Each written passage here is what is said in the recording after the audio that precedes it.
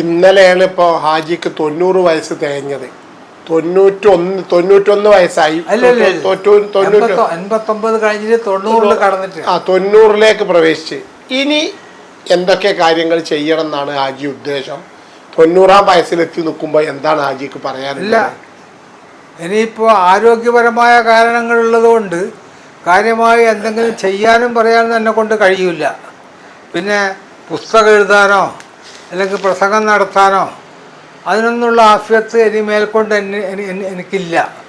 പിന്നെ ഇതുപോലെ വല്ല പരിപാടിയൊക്കെ ഉണ്ടാണെങ്കിൽ ഇപ്പം നേരത്തെ നിങ്ങൾ കുറേ ചോദ്യങ്ങൾ ചോദിച്ചില്ലേ, അതല്ല എൻ്റെ ജീവിതത്തിൽ അർത്ഥവത്തായ ചോദ്യങ്ങളാണ്. നിങ്ങൾ എന്നോട് ചോദിച്ചല്ലോ പിന്നെ എന്താണ് ഇസ്ലാം. അപ്പോൾ എന്താണ് ഇസ്ലാം എന്ന് ചോദിച്ചാൽ നബിയോട് ചോദിച്ചു, പറഞ്ഞു വായിക്കുവാൻ. നബി സത്യസന്ധമായിരുന്നില്ല, എനിക്ക് വായിക്കാൻ അറിയില്ല.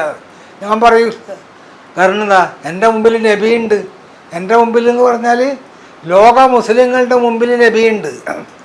എൻ്റെ മാത്രം മുമ്പിലല്ല, ലോക ജനങ്ങളുടെ മുമ്പിൽ മുഹമ്മദ് നബിയുണ്ട്. മുഹമ്മദ് നബിയെ കേട്ടിട്ടില്ലാത്ത പോലെ നടിക്കുവാൻ ഒരു വ്യക്തിക്കും കഴിയില്ല. കേട്ട് കഴിഞ്ഞാൽ അയാൾ നബിയെ അംഗീകരിക്കേണ്ടി വരും. അതാണ് ജെഫ്രി ലോങ് പറഞ്ഞത്. കേട്ട് കഴിഞ്ഞ് പോയി, ഇനി എനിക്ക് നിവർത്തി. അത് തന്നെയാണ് ബർണാഷായും പറഞ്ഞത്. മുഹമ്മദിനെ കുറിച്ച് അറിഞ്ഞു നോക്കുമ്പോൾ മാറ്റി പറയാൻ കഴിയില്ല. പിന്നെ ആദ്യം കുറേ എന്തെങ്കിലും തോന്നിയാസമൊക്കെ പറയാം. പക്ഷെ യഥാർത്ഥത്തിൽ നബി ആരായിരുന്നു, നബി എന്തായിരുന്നു എന്നെല്ലാം കേട്ട് കഴിയുമ്പോൾ പിന്നെ സമീന വാഴ്ത്തേന എന്ന് പറയേണ്ടി വരും. ആ അവസ്ഥ തന്നെ എൻ്റെ മനസ്സിലുള്ളത്. എന്തെങ്കിലും കഴിയുമെങ്കിൽ ഇസ്ലാമിനെക്കുറിച്ചും നബിയെക്കുറിച്ചും എല്ലാ ആളുകൾക്ക് പറഞ്ഞു കൊടുക്കുക, മനസ്സിലാക്കി കൊടുക്കുക. മതപ്പാർട്ടികളുടെ ആളുകളോട് പ്രത്യേകിച്ചും പറയുക, നിങ്ങളുടെ ഇപ്പോൾ കാണിക്കുന്ന ഈ വേഷത്തിനൊന്നും ഒരർത്ഥവുമില്ല. ഒരു പുസ്തകവും എഴുതണ്ട, ഒരു പ്രസിദ്ധീകരണവും വേണ്ട. നിങ്ങൾ ഖുർആൻ ജനങ്ങൾക്ക് വായിച്ചു കൊടുത്താൽ മതി.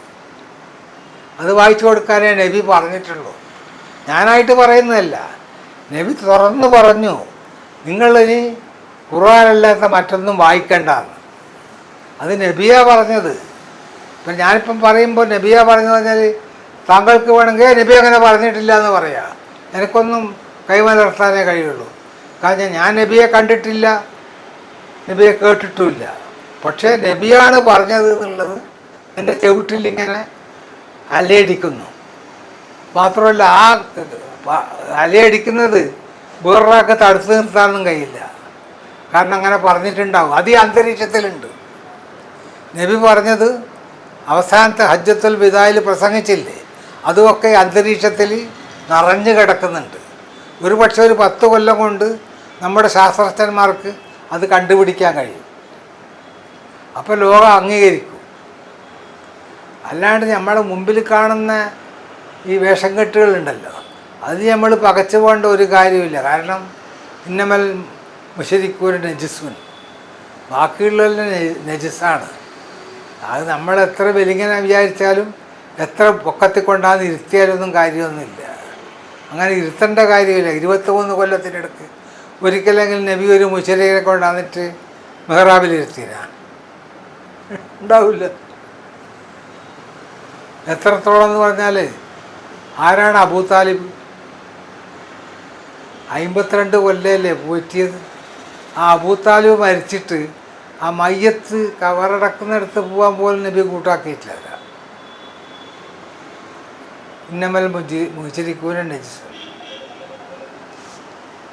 ഇത്രയുമാണ് എനിക്ക് ഈ വിഷയകമായിട്ട് തൽക്കാലം പറഞ്ഞു തരാനുള്ളത്.